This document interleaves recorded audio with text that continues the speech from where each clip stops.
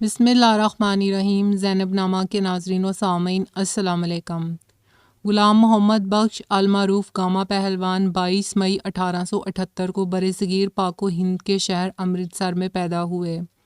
ان کا تعلق مسلمان کشمیری پہلوان خاندان سے تھا۔ ان کے خاندان نے اپنے وقت کے اعلیٰ پائے کے پہلوان پیدا کیے۔ ان کا قد 5 فٹ اور 8 انچ جبکہ وزن 110 سے 113 کلوگرام تھا۔ وہ اپنے دور پہلوانی میں رستم ہند اور رستم زمانہ رہے۔ ان کی شادی وزیر بیگم سے ہوئی۔ وہ 5 بیٹوں اور 4 بیٹیوں کی ماں بنی۔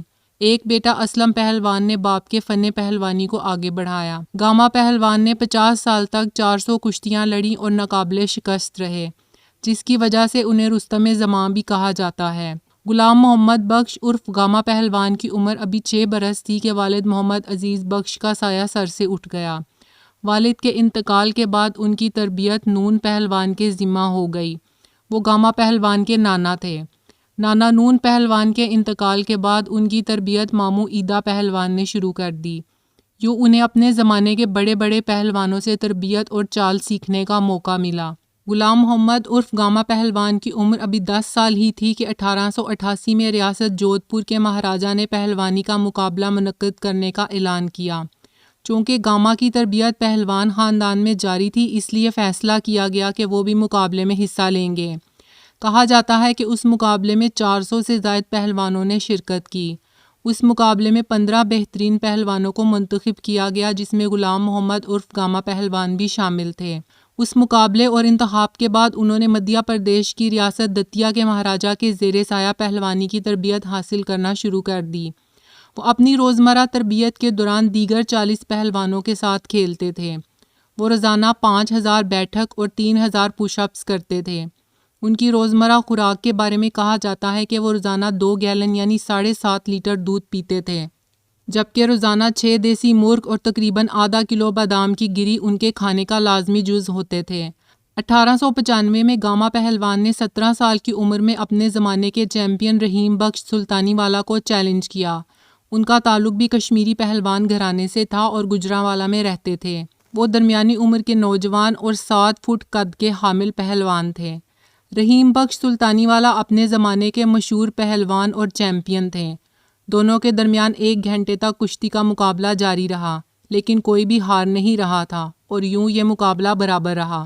یہ مقابلہ ان کی زندگی میں بڑا موڑ ثابت ہوا اور اس کے بعد انہوں نے رحیم بخش سلطانی والا کے علاوہ ہر اس پہلوان کو شکست سے دوچار کیا جس نے ان سے مقابلہ کیا۔ انہوں نے ہندوستان کے پہلوانوں کو شکست دینے کے بعد دنیا بھر کے پہلوانوں سے کشتی لڑنے کا فیصلہ کیا اور اپنے چھوٹے بھائی امام بخش کے ہمراہ لندن جا کر ہر جسامت کے پہلوانوں کو کھلا چیلنج دیا کہ کسی بھی جسامت کے 3 پہلوانوں کو 30 منٹ کے اندر اندر شکست سے دوچار کریں گے، لیکن کوئی بھی اکھاڑے میں نہیں آیا۔ سب سے پہلے امریکی پہلوان بینجمن رولر نے گاما پہلوان کا چیلنج قبول کیا۔ انہیں گاما پہلوان نے پہلے راؤنڈ میں 1 منٹ 40 سیکنڈز میں چت کر دیا، جبکہ دوسرے راؤنڈ میں 9 منٹ 10 سیکنڈز تک مقابلے کے بعد زمین پر پٹک دیا۔ اگلے روز انہوں نے 12 پہلوانوں کو شکست دے کر ٹورنامنٹ میں جگہ بنائی۔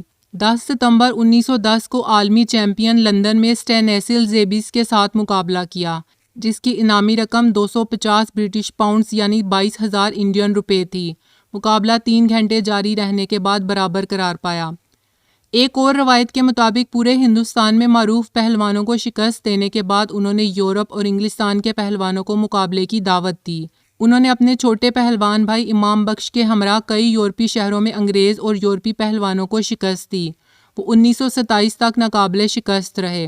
1928 میں انہوں نے زیش نامی پہلوان کو چند سیکنڈز میں ہرا کر دنیا بھر کے پہلوانوں پر اپنی پہلوانی کی دھاک بٹھائی۔ 1947 میں پاکستان بننے کے بعد وہ لاہور منتقل ہو گئے اور یہاں موہنی روڈ پر سکونت اختیار کر لی۔ وہ 22 مئی 1960 کو 82 سال کی عمر کو پہنچے اور اگلے روز 23 مئی 1960 کو انتقال کر گئے۔ انہیں لاہور کے پیر مکی مزار کے قریب قبرستان میں سپرد خاک کیا گیا۔ ان کی زندگی 22 مئی کو شروع ہوئی اور 23 مئی کو اختتام پر پہنچی۔ اگر آپ کو زینب نامہ کی ویڈیوز پسند آ رہی ہیں تو انہیں لائک کریں، شیئر کریں، کمنٹ کریں اور مزید آنے والی ویڈیوز کے لیے چینل کو سبسکرائب ضرور کریں۔ شکریہ۔